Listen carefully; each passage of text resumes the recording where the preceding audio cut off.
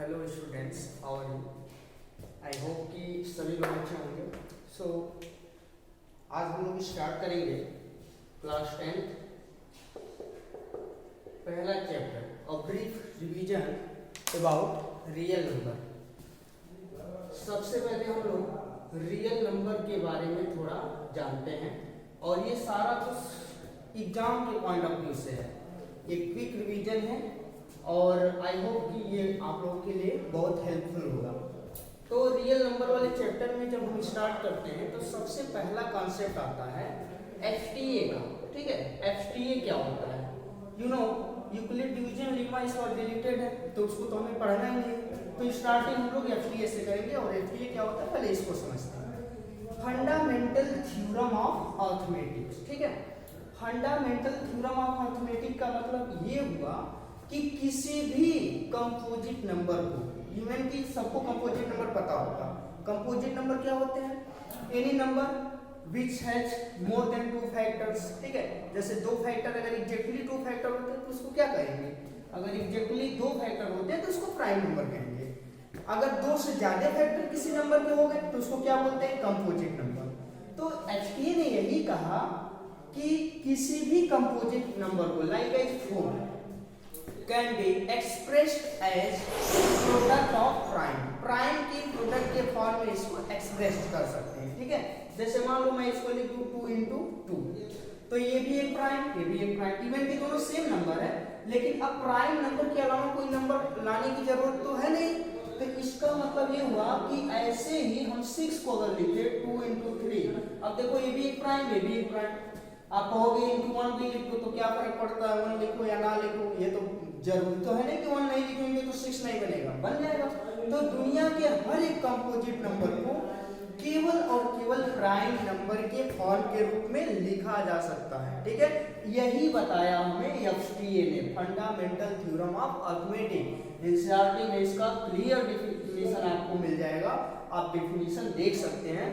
क्या लिखा गया है कि फंडामेंटल थ्योरम ऑफ अर्थमेटिक में ये लिखा गया है every composite number which can be expressed as a product of prime where ordering does not matter।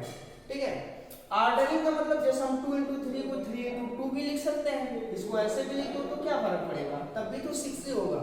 तो दुनिया के हर एक कंपोजिट नंबर को प्राइम नंबर के प्रोडक्ट के फॉर्म में यूनिक तरीके से यूनिकली एक्सप्रेस किया जा सकता है। ठीक है, दैट इज द एफटीए। अब इस एफटीए में क्वेश्चन कैसे आएगा? ठीक है, तो एफटीए में जो क्वेश्चन आएगा वो इस टाइप का आएगा। Prove that 4 to the power n never ends with 0। Never and with 0। हमें क्वेश्चन ऐसे आएगा, prove that 4 to the power n, या फिर इसी को ऐसा भी आ सकता है 6 to the power n, something like that, never ends with 0। अब देखते हैं भाई इसके सॉल्यूशन में आपको क्या करना होगा। सॉल्यूशन में आपको लिखना होगा 4 to the power n। 4 क्या है? कंपोजिट है कि प्राइम है? कंपोजिट है। तो जब ये कंपोजिट है तो एफटीए क्या कहा है? एफटीए ने यही बोला है कि किसी भी कंपोजिट नंबर को प्रोडक्ट ऑफ प्राइम के फॉर्म में लिख सकते हो। तो लिखो इसको 2 into 2 होल पावर कितना? n। अब आप ये पढ़े होंगे ना लोअर स्टैंडर्ड में, 2 into 2 का पावर अगर n है तो n इस पे भी आएगा, n इस पे भी आएगा। ठीक है, x into y का होल पावर m है तो m x पे भी आता, y पे भी आता। तो यहाँ से हो जाएगा 2 to the power n into 2 to the power n। 2 to the power n means कि हम 2 को कितनी बार लिख सकते हैं? 2 into 2 into 2 into n time. और दूसरे वाले को भी क्या लिखेंगे? 2 into 2 into n टाइम। तो जब दोनों को n टाइम लिखें तो क्या हमारे लास्ट में कहीं भी 0 बनेगा? जैसे मान लो मैं कह दूं 4 का पावर 1 कर दो, n क्या है? Where n belongs to natural number. आप चाहो तो ऐसे भी लिख सकते हो, वेयर n क्या है? n belonging to natural number. तो 4 to the power n क्या हुआ? 4 का पावर 2 कितना हुआ? 4 का पावर 2 16 हो गया। 4 का पावर 3 कितना हुआ? तो 64 हो गया।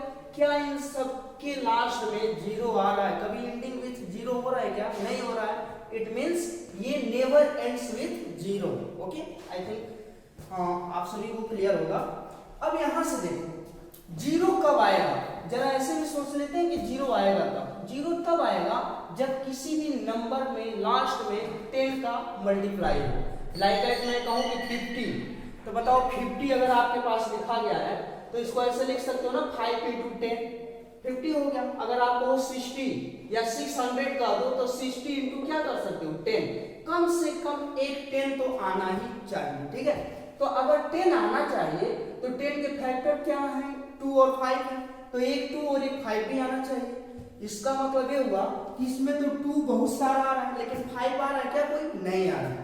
इट मीन्स कि हम जब 4 का पावर n का एक्सपेंशन करके देखें तो there is no any factor as 5। आप इसको लिख सकते हो there is no any factor as 5 and hence 4 to the power n never ends with 0। ये कभी भी 0 के साथ समाप्त नहीं होने वाला है। ओके, तो एक क्वेश्चन तो इस टाइप का हो गया।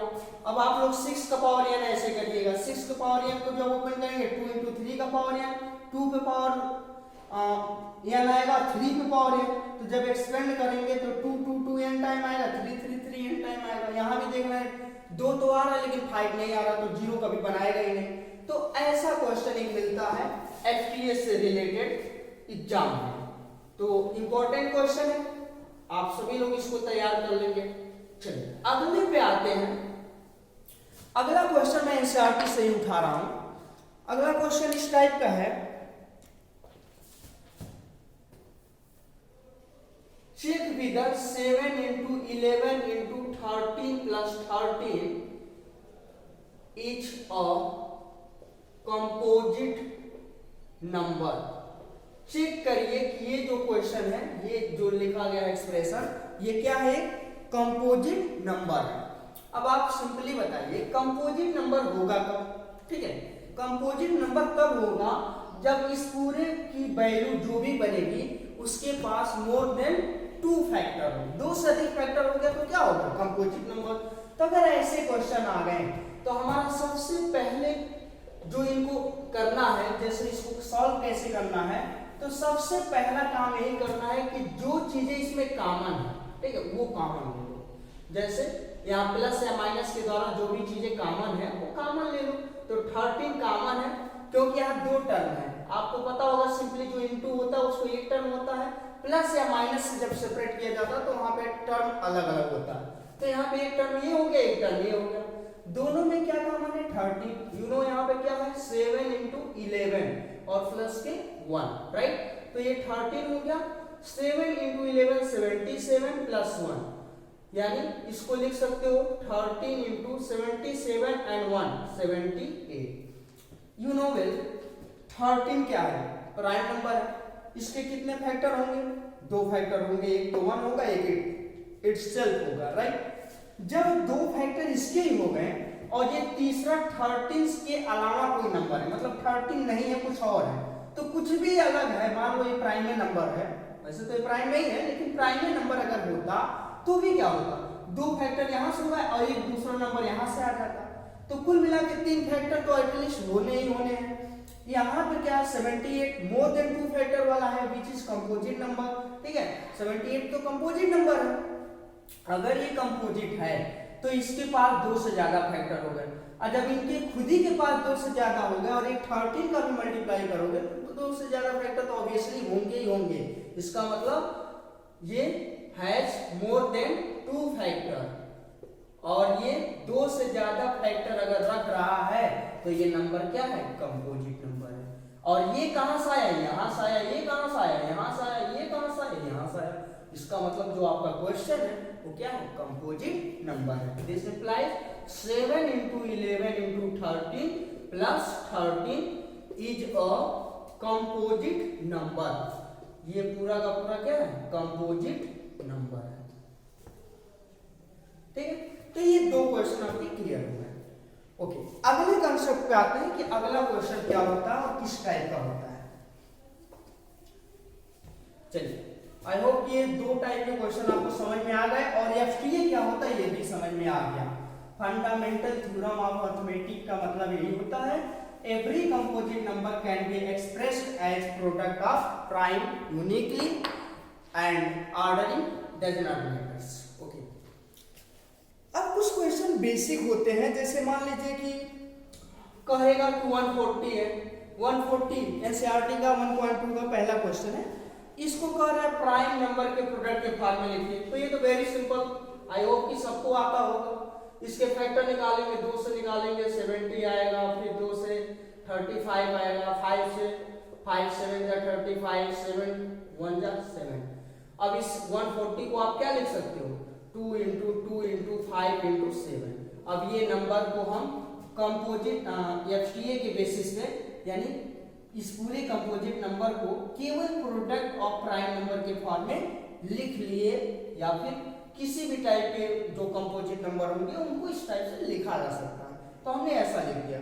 ऐसे जितने भी इसके पार्ट हैं बाकी क्वेश्चन आप कर लेंगे। जैसे हम गए 240 है, 240, अब इनको आप प्राइम नंबर के प्रोडक्ट के फॉर्म में लिखिए। तो पहले इसका ऐसे फैक्टर निकाल लेंगे, फैक्टर निकाल के इसके इक्वल कर देंगे। ओके, अब फिर आते हैं एलसीएम और एचसीएफ निकालने में। तो देखो एलसीएम और एचसीएफ का सबसे बेहतरीन तरीका कैसे हम निकालेंगे, देखो फैक्टराइजेशन मेथड से ही आपको निकालने के लिए मैक्सिमम चांस है कि आएगा ही। ठीक है, तो आप क्या करो, जैसे मान लो मैं एक क्वेश्चन लिखता हूं 12, 15 और 21, और इनका हमें निकालना है एचसीएफ और एक निकालना है एलसीएम। तो सबसे पहले इन सभी नंबरों का हम निकालेंगे फैक्टर। ठीक है, फैक्टर निकालेंगे तो क्या आएगा भाई, 12 का फैक्टर 2 इंटू 2 इंटू 3। 15 को क्या लिखोगे, 3 इंटू 5, राइट। 21 को क्या लिखोगे, 3 इंटू 7। अब जब हम एचसीएफ की बात करते हैं तो एचसीएफ क्या होता है, जो जितने भी नंबर हैं इन सभी नंबरों में जो कॉमन होगा वही क्या होगा, एचसीएफ होगा। HCF means highest common factor. तो हाईएस्ट कॉमन फैक्टर कौन कौन होंगे, तो 3 यहाँ भी है, 3 यहाँ भी है, 3 यहाँ भी है, देखो तो एक 3 मिल गया, 5 यहाँ, 7 2, बाकी कोई कॉमन नहीं है। तो इसका एचसीएफ कितना होगा, 3 होगा। और एलसीएम में जब आएंगे तो एलसीएम में जो कॉमन मिलेगा, ठीक है, वो तो लिखोगे, जो नहीं भी मिलेगा उसको भी आप लिखोगे, राइट। यानी यहाँ लिखेंगे 2 इंटू 2 और यहाँ बचा 5 और यहाँ बचा 7। इन सब का मल्टीप्लाई कर लोगे, जितना भी आंसर आ गया वही आपका एलसीएम होगा। एक बात और क्लियर करते हैं कि जैसे एचसीएफ में अगर मान लो यहाँ पे 3 नहीं होता, बाय द वे यहाँ पे 3 नहीं होता, फॉर एग्जांपल कोई ऐसा नंबर होता कि यहाँ पे 3 नहीं होता, लेकिन जब यहाँ पे 3 नहीं होता तो 2 में तो 3 मिल रहा है, तो जब 2 में 3 मिल रहा है तो इनको नहीं लेंगे।